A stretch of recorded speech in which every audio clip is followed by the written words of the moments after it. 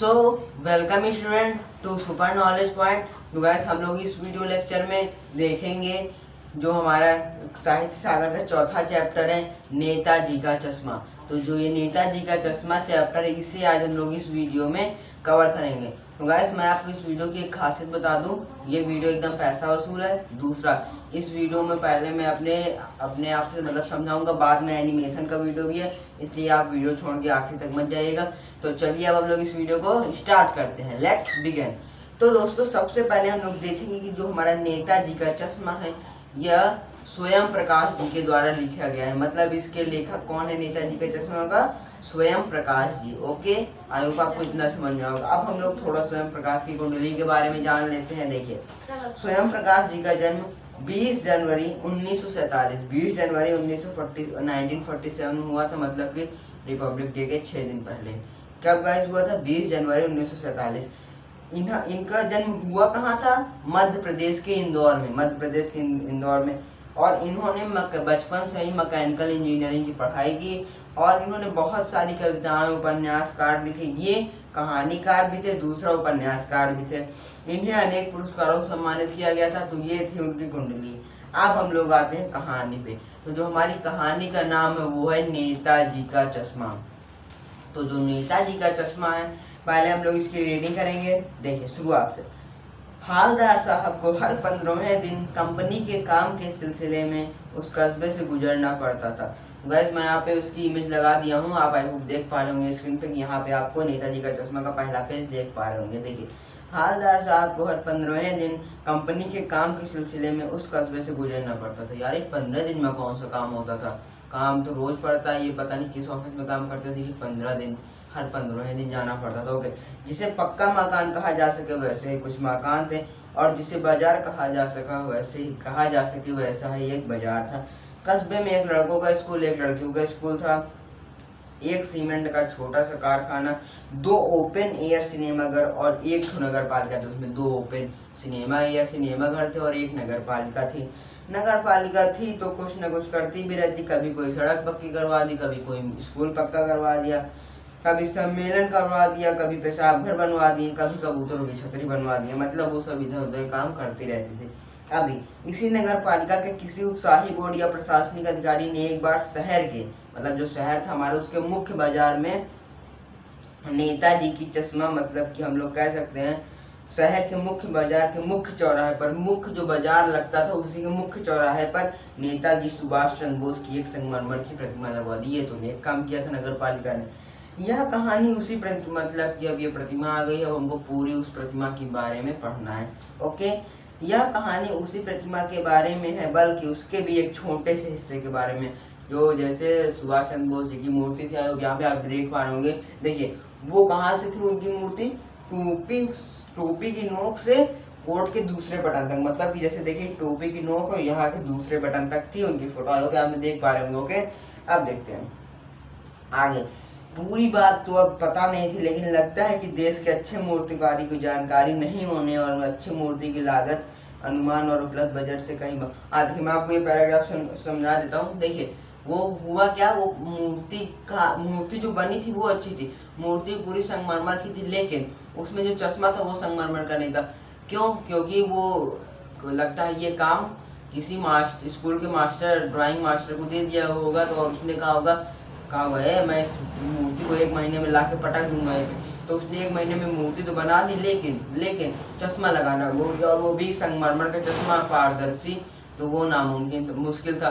तो इसलिए उसमें जो नेताजी की प्रतिमा थी उसमें चश्मा जो है, चश्मा असली था लेकिन मूर्ति नकली थी। ओके, जैसा कि कहा जा चुका है मूर्ति संगमरमर की थी, टोपी की नोक से कोट के दूसरे बटन तक। ये पूछा जा सकता है उसकी प्रतिमा कैसी थी? टोपी की नोक से कोट के दूसरे बटन, टोपी की नोक से कोट की दूसरी बटन तक। फिर से देखिए, टोपी की नोक से कोट के दूसरे बटन तक।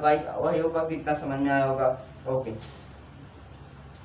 जिसे कहते हैं बस्ट और सुंदर थी, मतलब टोपी एकदम झकास थी। नेताजी सुंदर लग रहे थे, कुछ मासूम और कामसिन फौजी वर्दी में। मूर्ति को जब कोई देखता था, दिल्ली चलो, तो मुझे खून मैं तुम्हें आजाद दूंगा। नहीं, आप मेरे चैनल को सब्सक्राइब करो, मैं आपको वीडियो दूंगा। ओके, तो आप जैसे इसमें क्या कहा गया है, मूर्ति को देखते ही दिल्ली चलो और तुम मुझे खून दो मैं तुम्हें आज़ादी दूंगा के नारे मन में याद आने लगते थे, लेकिन मेरे लिए है तुम मुझे सब्सक्राइब करो मैं तुम्हें वीडियो दूंगा। ओके, आप देखते हैं आगे। तो इस जो कहानी है पूरी सिर्फ नेताजी के चश्मे के ऊपर है, जैसा इसका नाम है नेताजी का चश्मा, उसी के बेस पे। आप देखिए तीसरी बार, अब देखिए केवल एक ही बात की कमी थी कि नेताजी की संगमरमर की मूर्ति की आंखों पर चश्मा संगमरमर का नहीं था बल्कि सचमुच के चश्मे का चौड़ा काला फ्रेम था।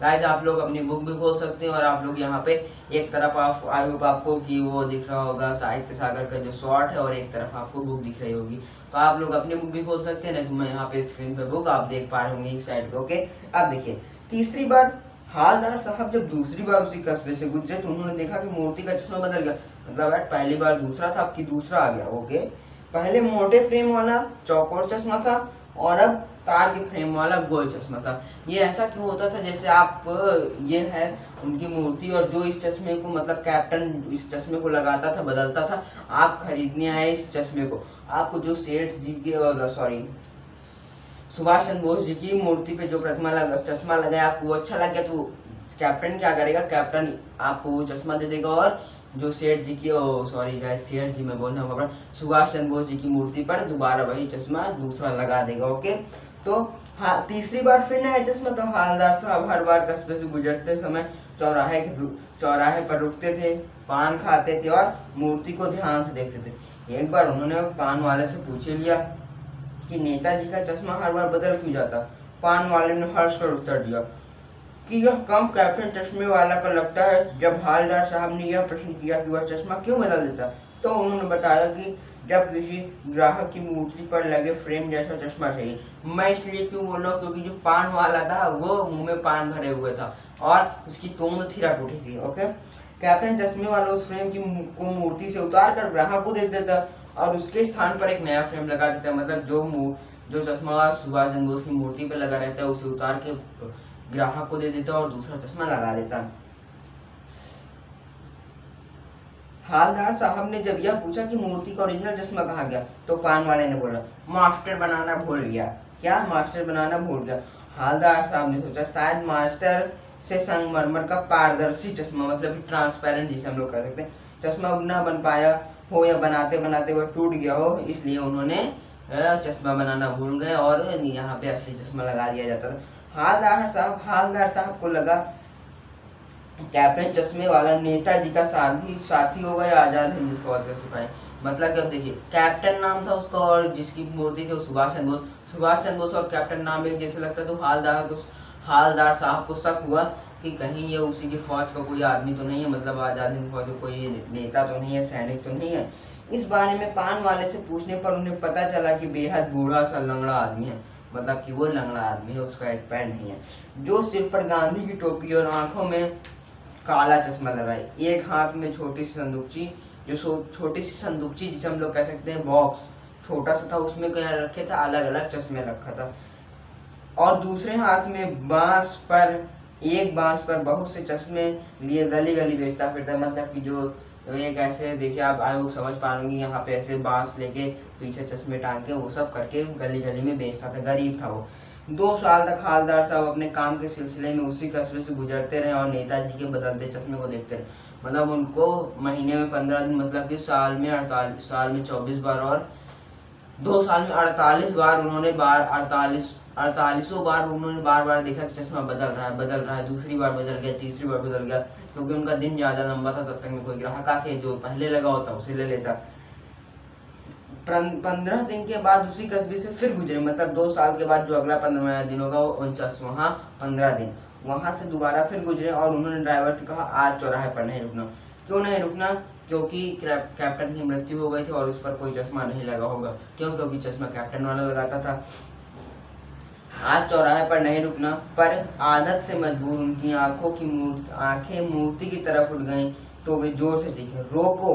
मतलब जैसे ही हो गए अब आंखें उसी के ऊपर 48 बार लगातार आप अगर उसी चीज को देखेंगे तो 49वें बार भी आपको वही देखने का मन करेगा। ओके, तो यहाँ पर क्या होता था, जो लड़के मतलब कि बच्चे थे उन्होंने क्या किया था, सरकंडे एक तरह की मतलब पतली सी लकड़ी होती है उसका चश्मा बनाकर लगा दिया था। अब इस कहानी का उद्देश्य ये है कि जैसा कि बड़ों जो कैप्टन एक बड़ा बूढ़ा बुजुर्ग आदमी था, उसके मन में भी क्या था, मतलब कि उसके देखिए कहानी का उद्देश्य क्या स्पष्ट करना है कि देश के सभी छोटे बड़े व्यक्ति, यहाँ तक कि बच्चे, हाँ उन बुजुर्ग व्यक्ति में भी, जवान व्यक्ति में भी और बच्चों में भी, जहाँ तक कि देश भावना की शक्ति, मतलब देश भावना की भावना उनके मन में, देशभक्ति की भावना उनके मन में होती है। लेकिन अब ये ऐसा होने लगा कि ये बहुत कम लोगों के मन में देश भावना की शक्ति, सॉरी गाइस, देशभक्ति की भावना बहुत कम ही लोगों के मन में होती है। तो आई होप आपको ये समझ में आया होगा। अगर आपको समझ में आया तो गाइस आप हमारे वीडियो को लाइक करें, दूसरा शेयर है, तीसरा सब्सक्राइब। पहले आप सब्सक्राइब कर दीजिए, फिर लाइक करिए और फिर शेयर और चौथे में कमेंट। ओके, तो अरे भाई अभी कहाँ जा रहे हो, अभी आपको एनिमेशन की मदद से वीडियो पढ़ना है, तो आप लोग कहीं मत जाइए। अब मैं यहाँ से जा रहा हूँ, आप एनिमेशन की मदद से वीडियो देखिएगा। वीडियो बहुत अच्छा है, अगर अच्छा लगे तो कमेंट जरूर करिएगा। ओके,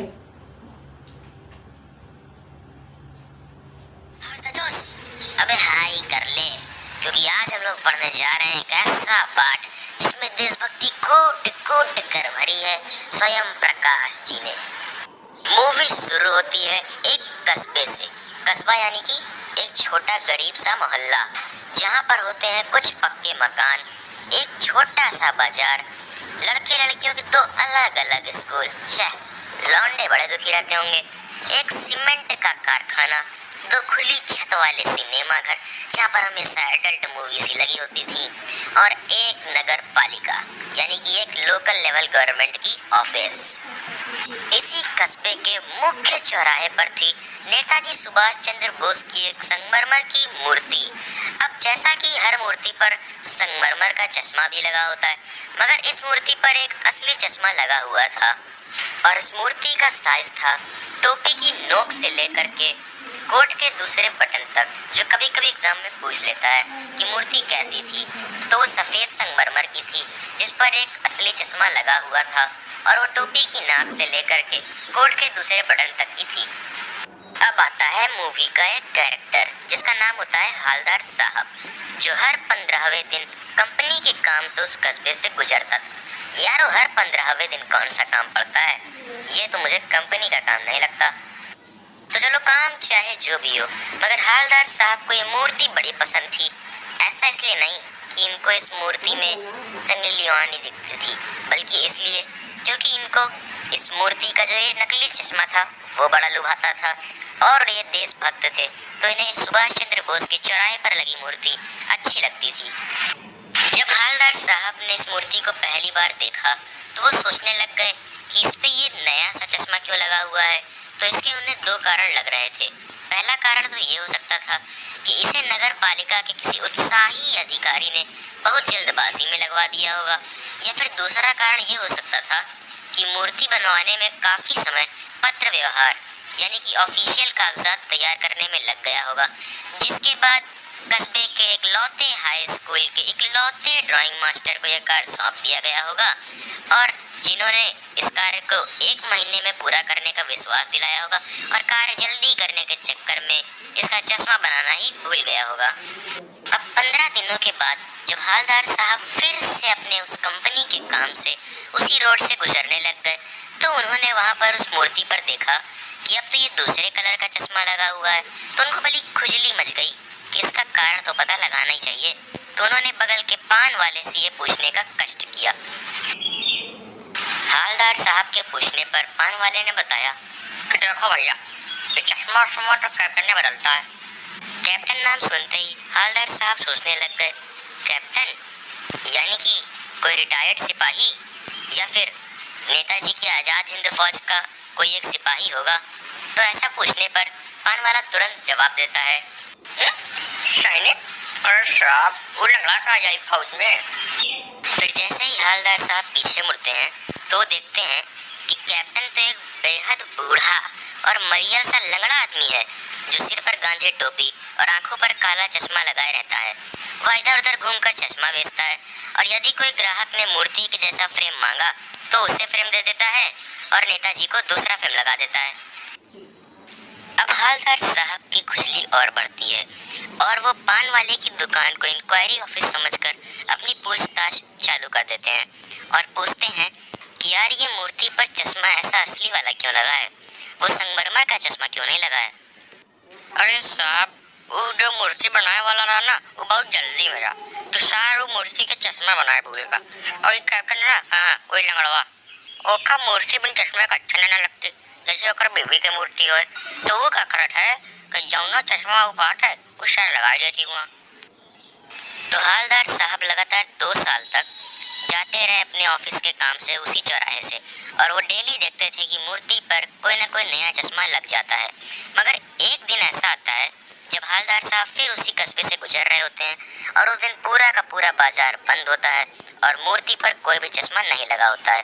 तो फिर वो अपने पूछताछ केंद्र यानी कि पान वाले की दुकान पर पहुंच जाते हैं और इसका कारण पूछते हैं। तो पान वाला बताता है, हमें साहिब कैप्टन तो चला गया, इसीलिए आज बाजार बंद है। हवलदार साहब उससे बोलते हैं, कौन सी बस से गया है और कहाँ गया है, बताओ तो, मुझे उससे मिलना था, वो तो मेरी ही तरह देशभक्त मालूम पड़ता है। तो अब पान वाला अपनी आदत के अनुसार अपनी व्यंग भरी बातें चालू कर देता है और बोलता है, अमर साहिब, वो जहाँ गया है ना, वहाँ बस पे बैठ के नहीं ना जाते हैं, वहाँ बस के नीचे लेट के जाते हैं। हाँ। तब भी हवलदार साहब कुछ समझ नहीं पाते हैं, लेट के जाते हैं, बैठ के जाते हैं।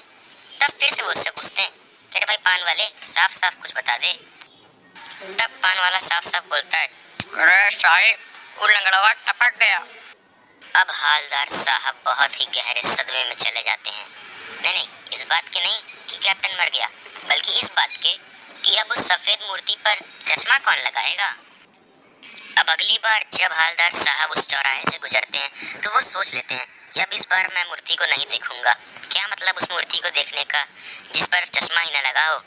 किंतु आदत से मजबूर होने के कारण वो जब चौराहे पर देखते हैं तो उन्हें उस मूर्ति पर एक सरकंडे का बना हुआ चश्मा दिखाई देता है, और वो हैरान हो जाते हैं और उनकी आंखें भर आती हैं आंसू से।